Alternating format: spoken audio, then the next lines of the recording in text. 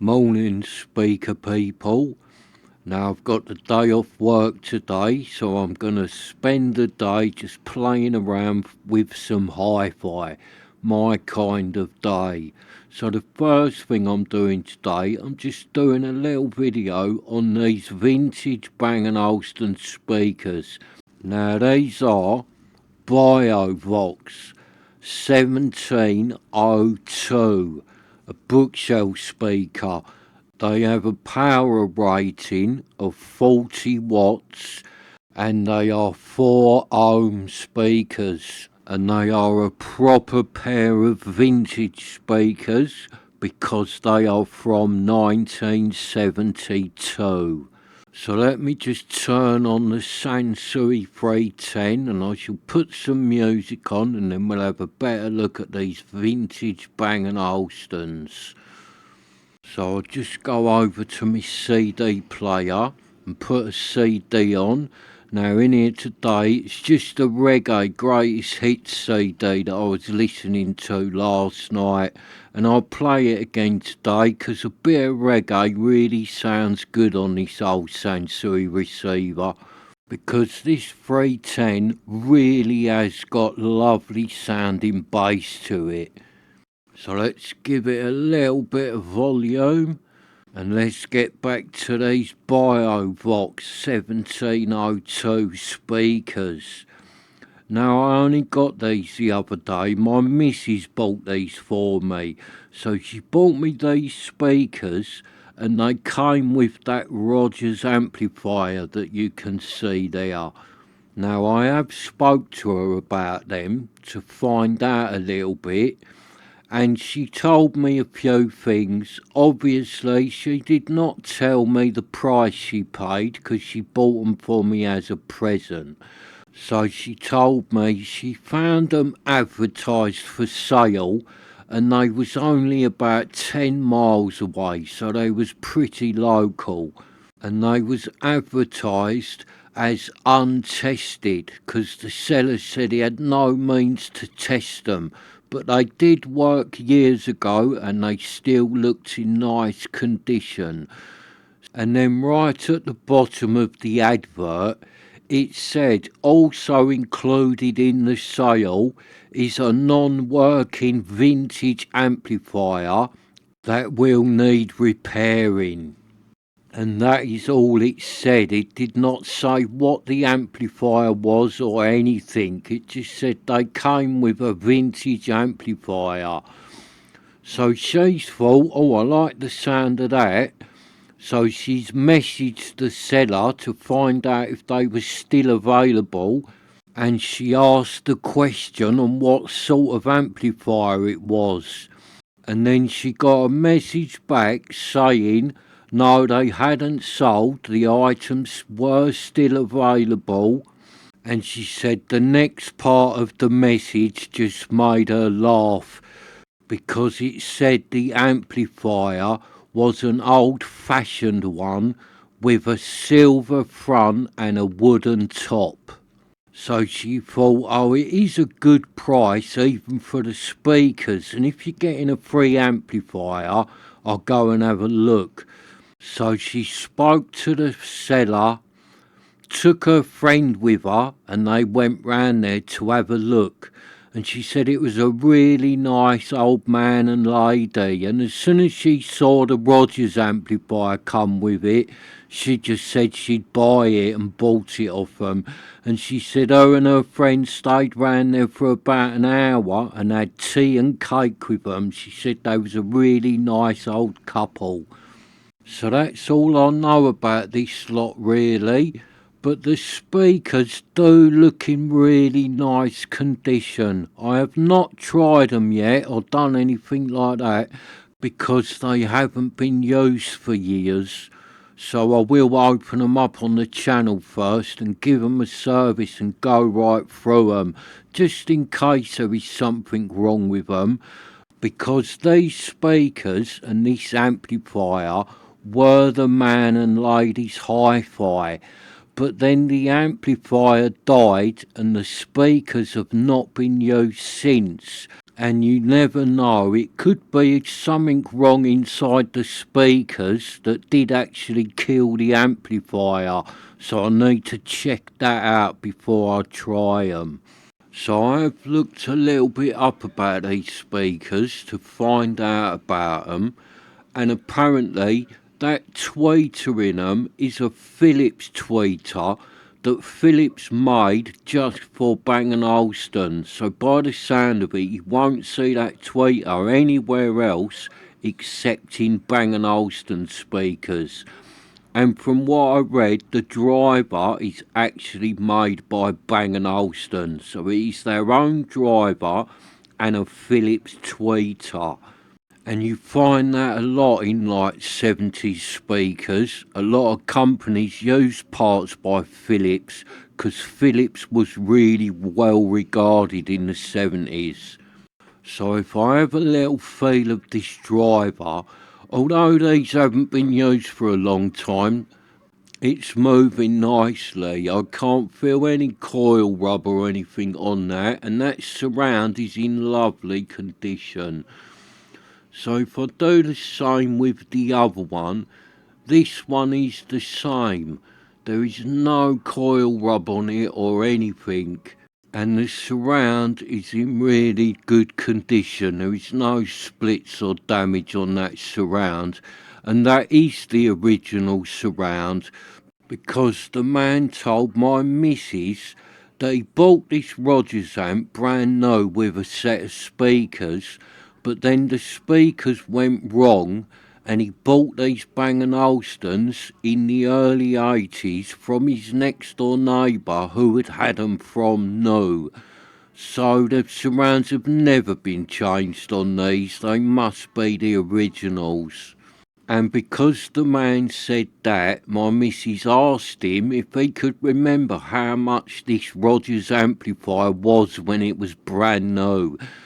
But the man said he couldn't remember because he had bought it with some other items on the weekly where you pay so much a week. So he told my missus that was in 1969. So he said that they got married in 1968 and then bought their first house at the beginning of 1969. And then when they moved in, they said they had nothing. So the man went to the local, like, rental shop or the shop where you could buy on the weekly. And he said he bought this Rogers amplifier, a TV, a set of speakers and a record deck, and then he paid it off so much a week, and he said it took a really long time, but he couldn't remember how much it all was. And I did get the fronts with these speakers. I've got them here, so I've got both the fronts and they're in really good condition, and both of them have got the nice little Bang & Olufsen badges on them. So originally these fronts would have been glued on. They are not fronts that you can easily take on or off. They are glued on inside that little aluminium trim. But what happens is, over the years, the glue goes dry and brittle and then the fronts fall off. And I have bought sets of these Bang & Olufsen speakers before. Not this exact model, but similar. And people have glued the fronts back on with such strong glue that there is no way you can get the fronts off without damaging them. So if they're the ones that suffer from the dreaded foam rot and you have to take the fronts off to do them, it just becomes a bit of a nightmare and you will damage the fronts. So if you glue the fronts back on a set of these Bang & Olufsens, don't do it with really strong glue. And they do look quite good, these Bang & Olufsens, with the fronts back on them. So I'm not sure yet whether I'm going to stick the fronts back on or not. I shall decide that later, because they look quite good with the fronts off as well. And I am looking forward to getting these speakers working and having a good listen to them, because I do think they will have a good sound to them. A lot of this old Bang & Olufsen stuff really does sound nice. Now I do know with these ones, You are not getting a load of bass out of these.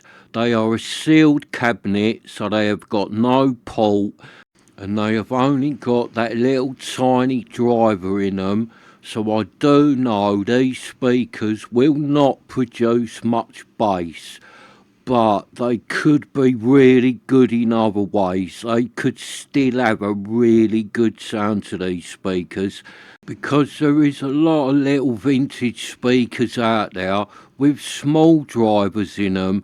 They haven't got a port, but they are fantastic sounding speakers. One that springs to mind, let's say, the Rogers LS35A.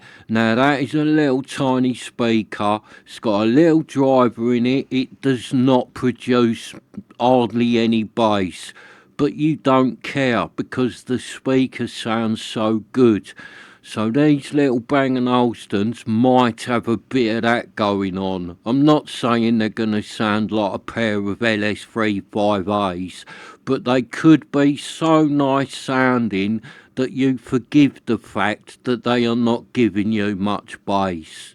So I've just turned this Rogers amplifier round to show you this. And if you look there by the speakers, it says 8 to 16 ohms. It does not say nothing about 4 ohms. So this Rogers amplifier is not built to run 4 ohm speakers. So as this was the person's stereo, and we know that they used it with the Bang & Olufsen speakers for many years, that could be what has killed this Rogers amplifier, because them speakers are 4 ohms, so really they are too much for this little amplifier, and that could be the reason why this Rogers amplifier went wrong, because running a set of 4 ohm speakers on an amplifier that doesn't say anything about 4 ohm speakers on the back is not a good idea. And if you do that, you will probably end up killing your amplifier. Now, I'm not saying that is 100% what caused this Rogers amplifier to go wrong, but I do think it could be the reason. But obviously, by the sound of it, this Rogers amplifier did run 4 ohm speakers no problem for a lot of years. So there is always the chance that that wasn't the problem and it is something else wrong with this Rogers amplifier. And as this Rogers amplifier has got a little bit of a bent faceplate, and 2 of the pots feel like they are bent on the front, I do still think that this Rogers amplifier might have been dropped on its face at some point, and that could be the reason why it is no longer working. So it could be one or the other of them reasons, I think. But we shall find out more once I open this one up on the channel and try and sort out what is wrong with it. Because there is always the chance that there is not a lot wrong with it. Because the man did tell my missus that the amplifier just stopped working years ago, and no one has ever looked at it, no one has ever tried to fix it or do anything with it. So there is always that chance that there is not a lot wrong with this Rogers. So the next time you see this Rogers amplifier, it will be on the channel where I'll be opening it up and trying to sort out whatever is wrong with it. Same with these speakers. The next time you see them will be back on the channel where I'll be opening them up and just giving them a good check over inside, just to make sure everything looks good, and just go right through them, sort of give them a little bit of a service. Tighten up and clean all the connectors if they have got connectors like that in there, and I shall turn the driver over because that has probably never ever been done on these little speakers. And then hopefully I'll have a nice sounding little set of BioVox 1702 speakers to play around with and check out on my other channel.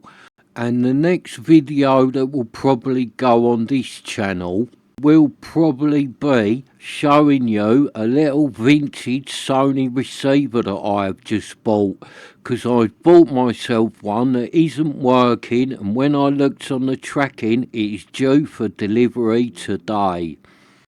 So thank you for watching, and I shall see you next time.